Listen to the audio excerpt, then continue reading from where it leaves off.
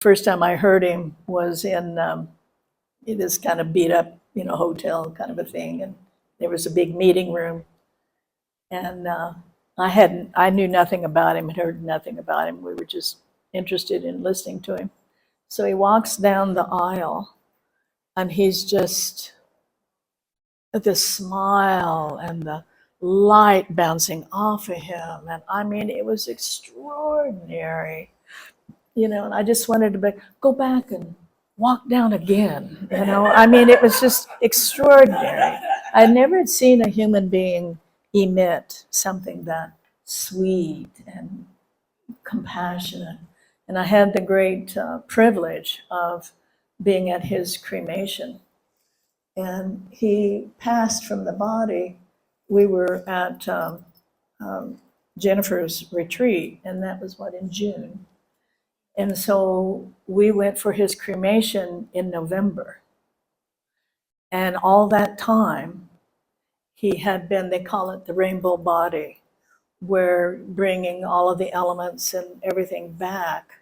And he was still in, the Vajra position, but he was the size probably of a 6-year-old. He had shrunk into just, the base elements. And so, sitting in front of, they called it kondu, something like that, that it was the corpse. And so we just walked out. The shrine room is huge.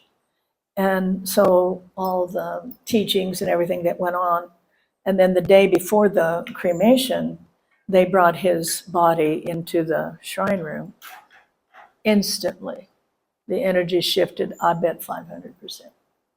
That was the power of that compassion and that human being and what that human being served on the planet. And so then when the cremation happened, and I know this doesn't sound very, honorable or something, but, we watched him burn. It was like one of those, you see him in New Mexico, those, yeah, in the little hole, And so they stuffed him in there somehow, and he's sitting there. And his smile, his big teeth, was the last to go. I just went, wow, But the transmission was unbelievable. And I thought, that's the bodhisattva. In the very burning of the cells of your body, that's that last gift of that kind of transmission. It was really extraordinary. But anyway, so this is who I'm describing. So he gets up there and he sits down and he's, just smiling and he's beautiful. And there's this interpreter and he's a young guy and he's like, you can tell he's really brilliant and he's perfectly, looking and acting, and he's a very good interpreter. And so this guy, and this is classic Crestone, and he gets up because, Trongo kept calling it, I thought I'd never forget this, deep holding, just deep holding. Deep holding, be a scholar. Deep holding, go to movies. Deep holding, be a mother. Deep, And what he was pointing to, is the ground. And then whatever it arises and wants to play, this is the deal. So he was just going on. And of course, the interpreter was doing his thing. He was this very diligent young man. And so this guy gets up, from Crestone, and he goes, I don't agree with that description. Now here's a guy, I read his autobiography, and they had little, in Nepal, and he said, well, I've come around about 8 times, which is a tulku, and so they come by, and they live, they don't lose anything in incarnation after incarnation, they keep the same wisdom and then gather each time. So then they can be of great benefit. So here's this guy who's probably meditated, or whatever for a day or 10 days or something. And, I don't believe the words that you're using, kind of a deal. And I just went, I was going to defend him like he needed my defense. And he just laughs and he goes, I've made that up. I rather like that. I think that really says it very well. And then off we went. The guy kind of hovers and goes back to his seat. But anyway, so, and I never forgot deep holding. Deep holding. Let it express itself.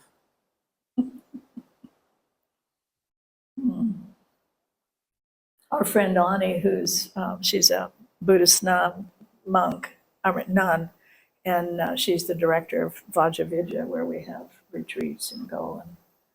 And she said that the reason that they pray for a long life, and the students pray for a long life, and often lamas will live, long. And even Trangu, when he passed, he had he had diabetes for a long time, and so he was pretty devastated. And a man that was in Nepal was talking about that when he was giving some kind of a teaching.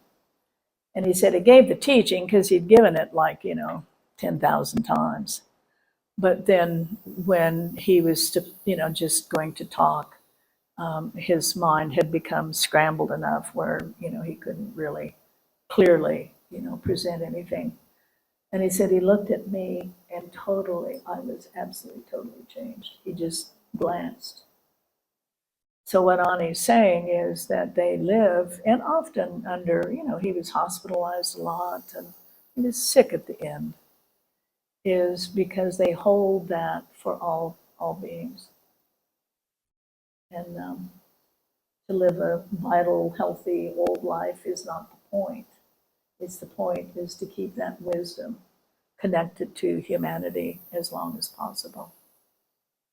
It was a huge teaching that those cells in that body, 6 months dead, held one of the greatest transmissions I've ever experienced. I was blown away, and I'm a big experiencer. I mean, that's just sort of how I'm wired up. And I ran over to Ani and I went, Ani, what just happened? She went, yeah. It's the way it is. Wow. So that's what we're doing here, folks. We're babies, but that's what we're doing. Doesn't make it less. Doesn't make it less. Because as you awaken for all beings. Because we are all of the same fabric. We are all connected.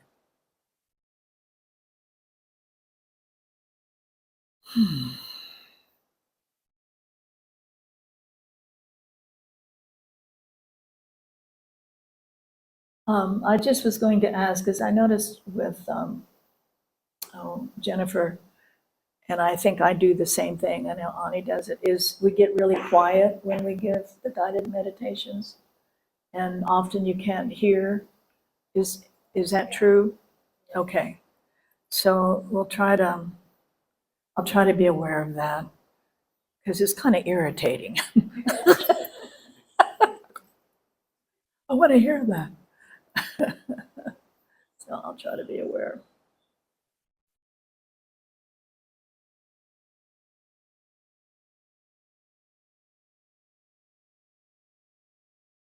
So there's two ways of being with this. One is you can kind of wait, and you're looking for an experience, or it's kind of boring, or I already know that, or, whatever. But right now, in this moment, together, drop out of the head. Drop out of the head. Bring your attention down through the spinal column, and just use that as the guide. The central channel, the spine, is the first emanation of the silence, the primordial ground. the dark matter that comes into then the physicality and the nadis and the meridians and the nerve system, and then all of that creates the organs, the blood flow, the digestion. The whole thing starts from this dark, silent, primordial ground that actually enters into the human body through the central channel, the spine. That's why the spine is, in traditions that have clarity, that's the seat of consciousness and the seat of health. Because then everything comes from that dark, primordial, silent ground. And so just, whatever works for you. Many of us were trained in the breath. And so, use the breath, bring it up to the crown and beyond, and then breathe it out through the spinal column and out the sacrum. For others, it's just you move the attention, and the attention is out of the interior of the skull or right in front of the eyes. That's where the me is accessed. And just bring your attention sort of behind the skull, and then just include the interior of the spine and all around the spine. And then just drop out of the sacrum, the tailbone. And just like a line that has an anchor on it, just drop and drop and drop. There is no end to that. Meditators that become good meditators, they often have like a formula or a practice that works. Now I'm a good meditator.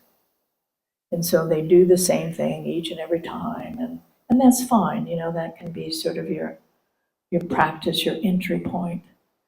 But what is the obscuration is then they've arrived. So they're like, hanging out in this open space below the sacrum, or they've dived down even a little further, or, they're behind the body, or, all of that's, it's just a temporary map. But if you just simply, again, that discernment, let go of the meditator, the good meditator or the bad meditator, and just let the attention be called and directed by what is the actual wisdom and the director of everything. And for some, it's a real deepening. It goes into this eternal ground that's so silent and benevolent and nourishing. I mean, we all arise from that. And so it's like the direct nourishing, being nourished by the womb of everything. So, when your nervous system is overwhelmed, or, it's a lot's hitting you throughout the day, a lot of difficult, experiences, you're not feeling well, you're ill in some ways. The antidote is to just bring your attention, let it slide up and down the spine a little bit. You can control your attention, and you know where the spine is in your body. And then drop and let it go, and let it go, and let it go. And what you'll see is it does appear that there's this sort of pulling. And the pulling is like, come back into oneself, come home, come home, come home. all is well. But it also opens, expands at the same time as it drops in. So there's this deepening, this root, and there is no, it's like it's eternal.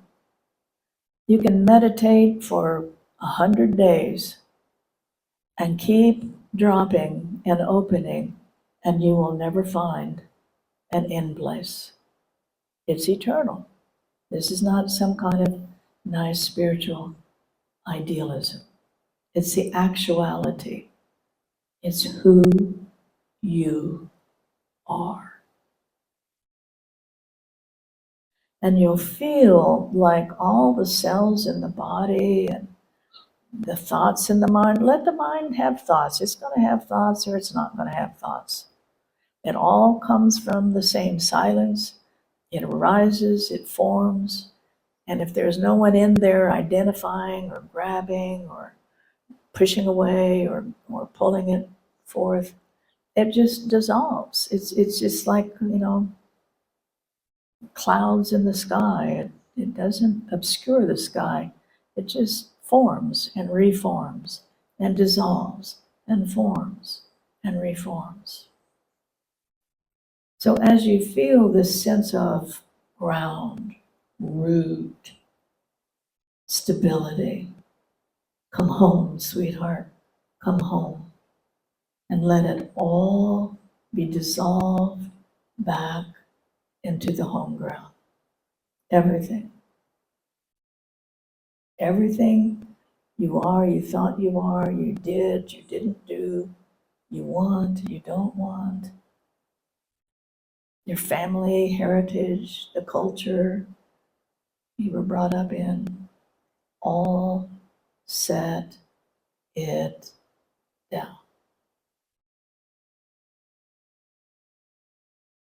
And it's just this unimaginable letting go. Letting go is not so much, I'm trying to be a good spiritual person, and so I'm letting go of, my anger, I'm letting go of my selfishness or my insecurity, all of that, of course.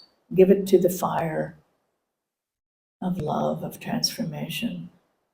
But letting go is the actual opening and releasing and falling. It is a kind of a falling back unto the primordial ground of everything. That's the letting go.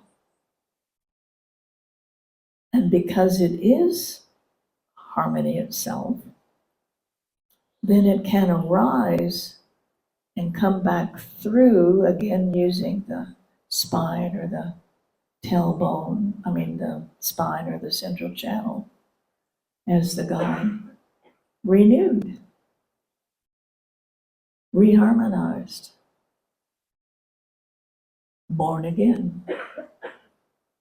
And this happens, these cycles happen, whether you're aware of it or not, over and over and over and over, and all of it in your whole life. Birth, child, adult, middle age, elders, and death. It's all the same in-breath, out-breath, in-breath, out-breath. And this light, luminosity, love, the cosmic mother, whatever is intimate for you, not separate from, but she simply moves and then is the creatrix spontaneously. And if it turns you off, calling it the Divine Mother, call it what works. The Sufis, I love the Sufis' description, and they call it the dazzling dark. The dazzling dark. Some mystic Christians I've heard calls it the same thing. The Buddha, calls it empty, void, not near as appealing, but accurate, totally accurate. But whatever, it's like a coming home. And in that coming home, there's a nurturing and a renewing and a dissolving and a benevolence. It is the source of benevolence. And from our person, we go, oh, where's our lover? Where's our perfect mate? I don't feel safe in the world. I don't have enough. But those are just laments, it's like voices that come from the ancestors and speak through you. Mother, father, cultural, life experiences on the wheel, we just keep moving through the karmic wheel. And then there's these voices that they were never stilled. They just keep calling forth. And then we identify, we think they're here. This is who I am. This is what I have to let go. This is have to manage or just suffer. 7 lifetimes ago, 7 generations, my mother and my father experienced. And now these voices are still singing through me. And of course, the gift, the realization, is you can heal those voices by simply seeing them, allowing them to come home, welcome them back to the home ground, to dissolve, to be no more.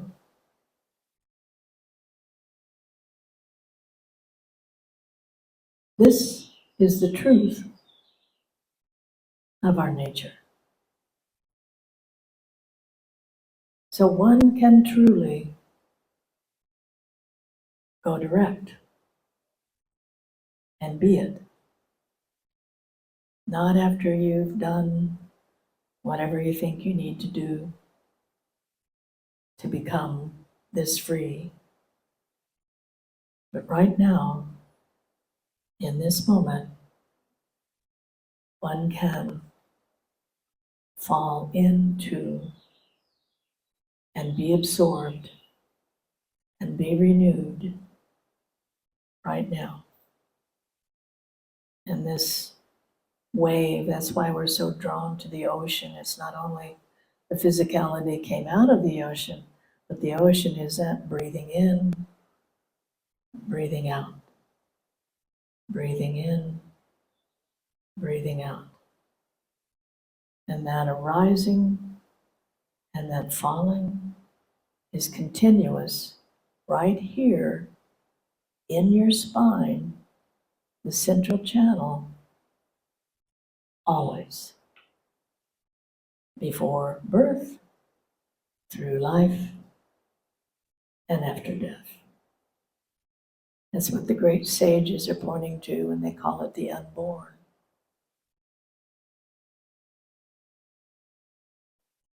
So one just simply sees in maybe a quick and sudden insight, maybe a transmission, maybe deep practices, maybe a huge shock, an amazing grief or loss, illness, and then, whoa, here I am. I have always been. I always will be.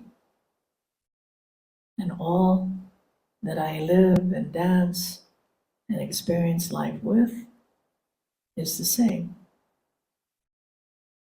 It's the same. It's the deep kinship. It's not a color of skin or a language or or personality, or all that's just the play. It's a wonderful part of the play, really. But it's the sameness, the kinship, the isness. There is no language, actually, that precisely defines it.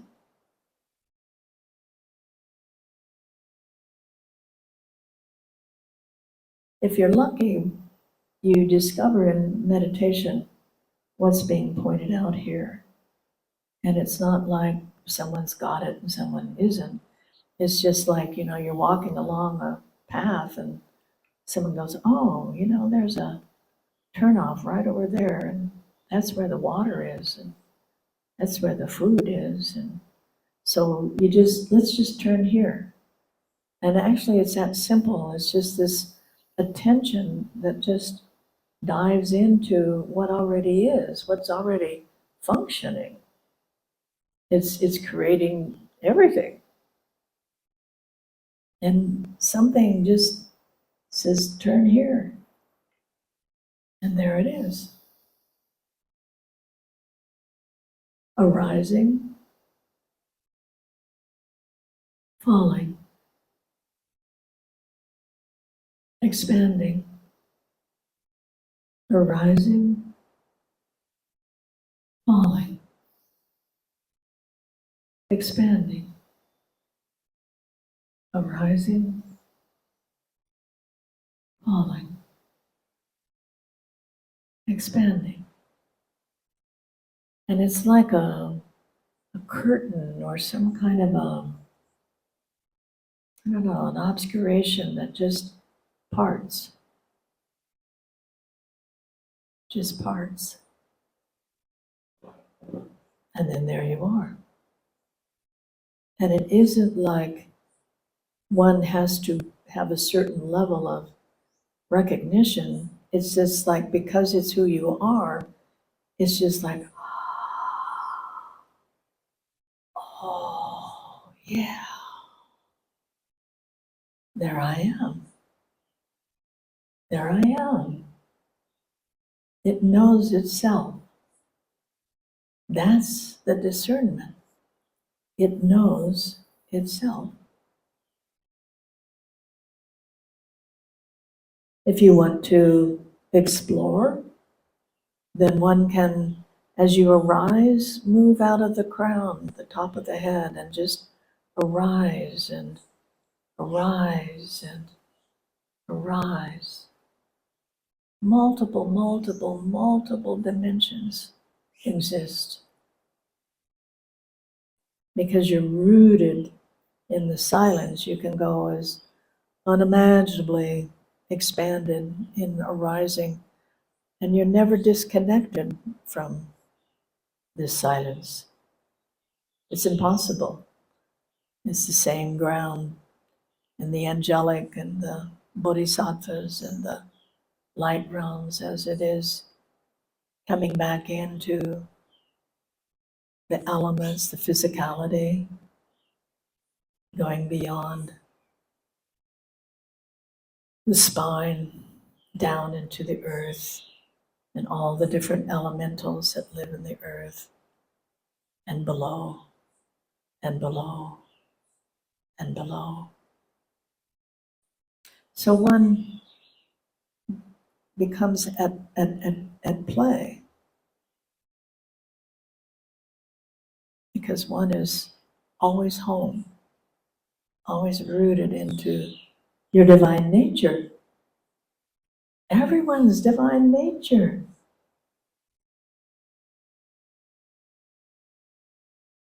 And from that same, that root, that primordial ground, then it expresses itself in the myriad of ways.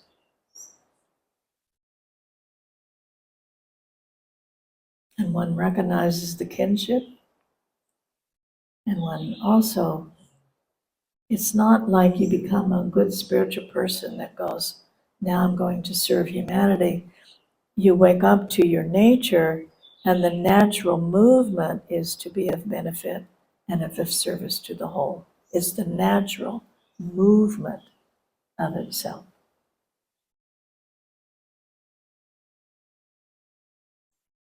And compassion, again, it isn't so much you become a nice person, though of course that's always a wonderful direction if you can do that.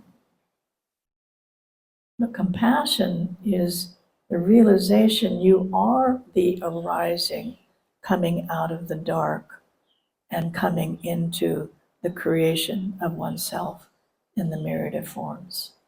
That's compassion. The natural way.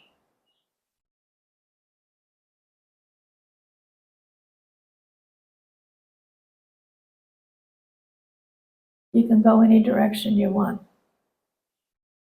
You can cultivate and develop, or you can be. And then that directs what unfolds. Doesn't matter. Both come back to the home ground.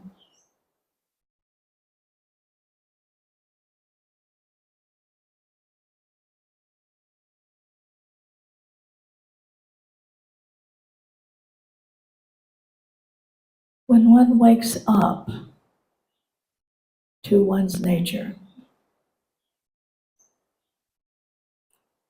and one of the most beautiful descriptions that I've heard of and embrace is the natural state. The natural state.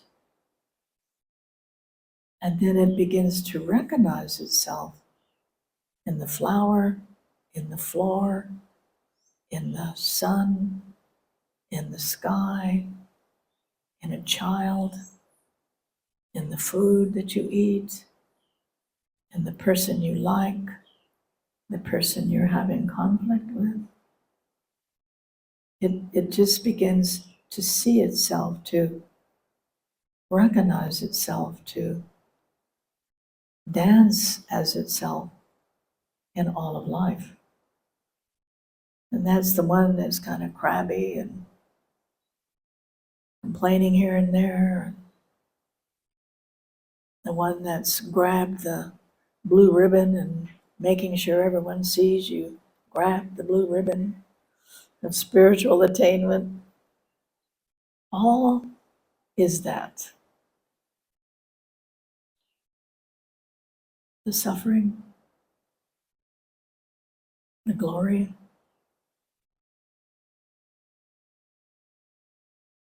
the war, the beautiful acts of kindness and bravery, all arises from the dark, silent ground. And all expresses itself as the great luminous light, the body of everything, the sunlight, and the great continuum forevermore.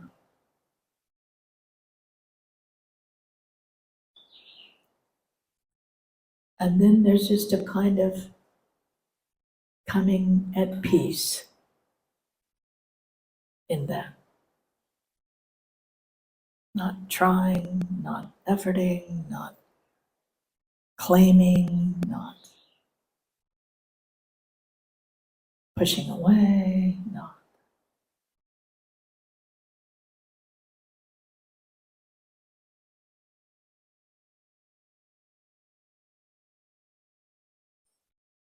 The beingness of it. And the becoming just naturally unfolds. That old let go, let God. It's the truth one finds.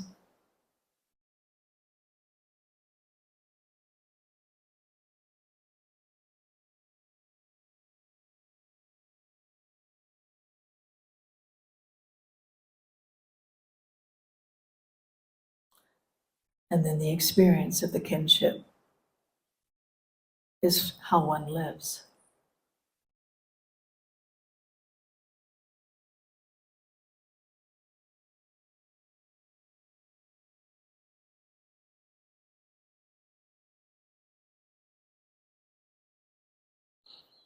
And then the service to that is forevermore.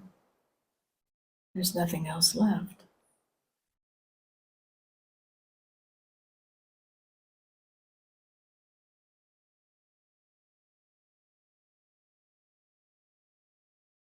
And it never arrives anywhere. There is no arrival.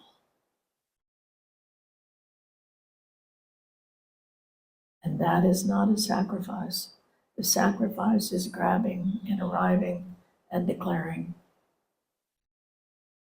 The unconditionality is forever, forever, forever unfolding as that.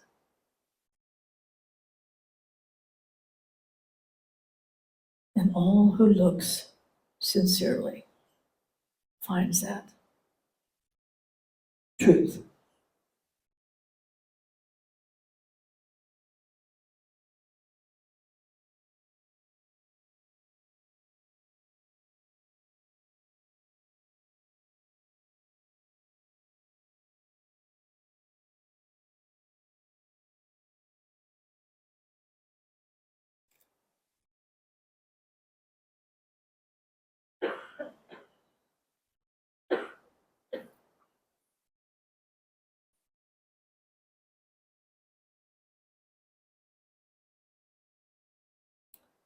So when your mind gets going, and mostly they do, it does.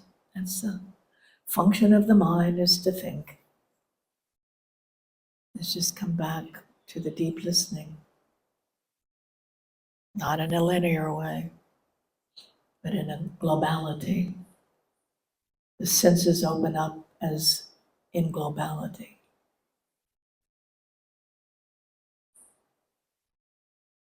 It's a circle.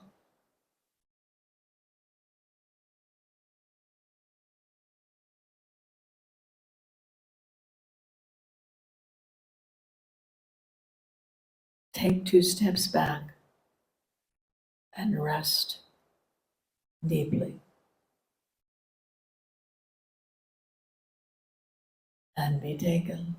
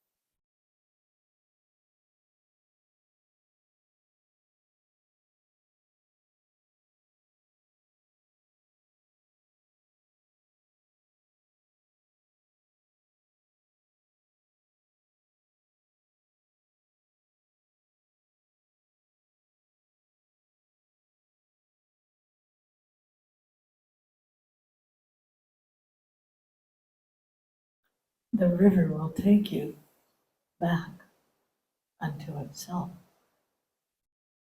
as the wind will, sky, the sun, beauty, and the horror, all the same primordial ground.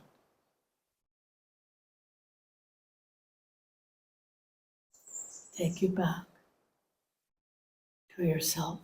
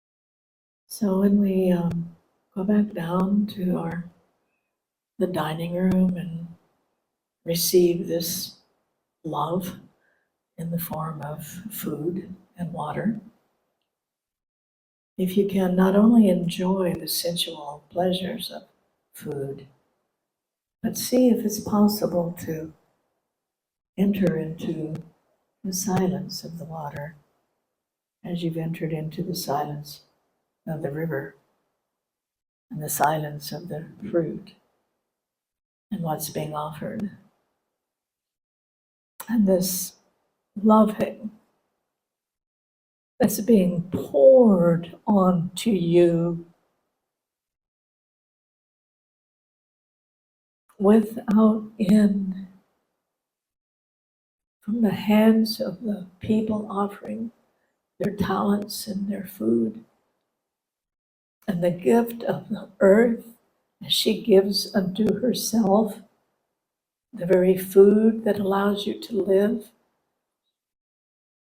and the waters that literally fall out of the sky and enter these currents and channels that allows life to exist. Don't let this go by with arrogance and conditioning and culture. Don't let this be covered.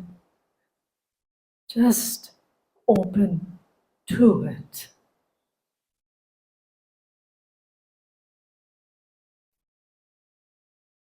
No matter where you come from, what you believe, and how many teachers you sit with, and how many teachers you reject, and on and on and on. The mind just can keep spinning these ideas forever. That's okay, let them spin. But open up and receive what is. This is the opportunity at this time, and this is the antidote for all of the suffering on the planet and beyond. Don't let this go by.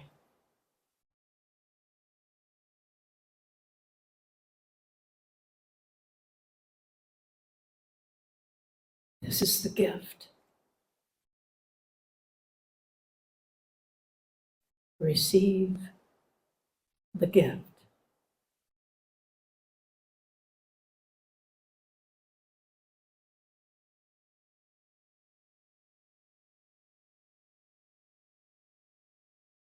Hallelujah, hallelujah, hallelujah, hallelujah. And so it is.